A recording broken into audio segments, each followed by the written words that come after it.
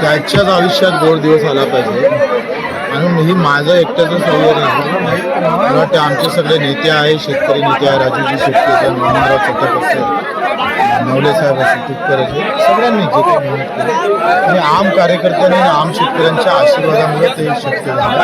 आणि मग हे सगळे मी न घेता त्या शेतकऱ्याचा आहे. सामान्य शेतकऱ्यांच्या घरात खरा त्यांचा आनंद आला पाहिजे. तोही खरं तर त्याच्या आयुष्यामध्ये तो आनंद त्याला द्यावा. तुम्हाला माहीत आहे, जसं त्यांचं नाव घेतलं तसं लोकांचा भेटलेला प्रतिसाद जे लोकांच्या मनात होतं ते आम्ही केलं.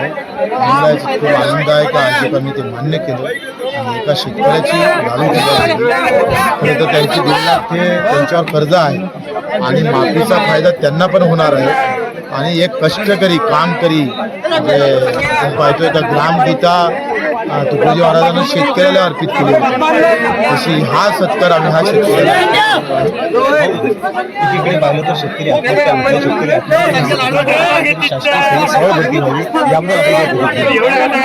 ते झालं पाहिजे, परंतु त्यापेक्षा आत्महत्याच होऊ नये याच्यासाठी प्रयत्न